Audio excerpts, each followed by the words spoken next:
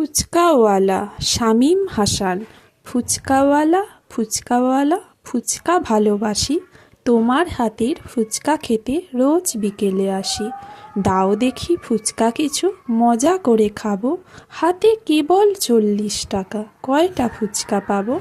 সব কিছুর দাম বেড়েছে, কি আর বলো করি।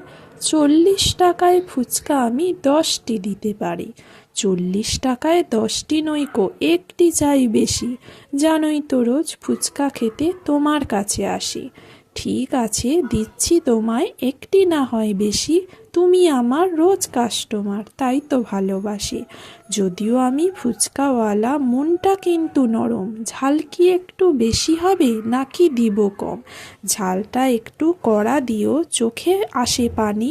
হই হুল্লোড় আড্ডাখানায় তুমি যে মধ্যমণি। ভিতরে দাও আলু ছোলা, সাথে তেঁতুল জল। নাদুস নুদুস দেখতে বেশ, জিভে আসে জল। তোমার হাতে ফুচকা খেতে দারুণ লাগলো বেশ। প্লেট ভর্তি ফুচকা আমার এক নিমেষেই শেষ। কাল বিকেলে কোথায় ছিলে ফুচকাওয়ালা ভাই? হন্যে হয়ে তোমায় খুঁজি, দেখি তুমি নাই। কাল যে ছিল গায়ে আমার জ্বর অনেক বেশি। জ্বর নিয়ে গতকাল কেমনে বলো আসি? জ্বর কিছুটা সেরেছে আজ, নাকি আজও আছে? ছেলে মেয়ে কজন তোমার, কেমনে সংসার বাঁচে? এক মেয়ে এক ছেলে, সাথে বুড়া বুড়ি। ফুচকা বেচে সংসার চলে, ভালোই কামাই করি। জ্বর কিছুটা সেরেছে আজ, শরীরটা দুর্বল। ছেলেটাকে বলেছিলাম আমার সাথে চল।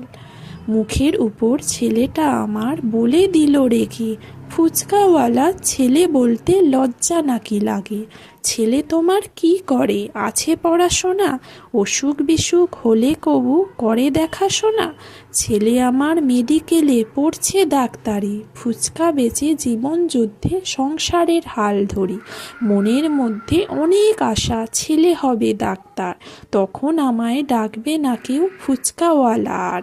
ছেলে আমার করবে তখন অনেক টাকা আয়। বলবে সবাই, ওই দেখো ডাক্তারের বাপ যায়। বুক ফুলিয়ে হাঁটবে সেদিন আমার সন্তান।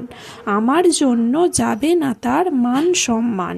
শুনেন আমি বলি, ওগো ফুচকাওয়ালা ভাই, এই জগতে সৎ পেশাকে ছোট দেখতে নাই। ছেলেটাকে বুঝান আগে ভালো করে, তবে হয়তো সে একদিন বড় ডাক্তার হবে। ডাক্তার হওয়ার পিছনে ছিল যে গল্প, ফুচকাওয়ালার দেহের ঘাম ছিল না অল্প। ধর্মে বলে কর্মটাকে সম্মান আগে করো, কর্মটা হোক ছোট তোমার কিংবা হোক বড়।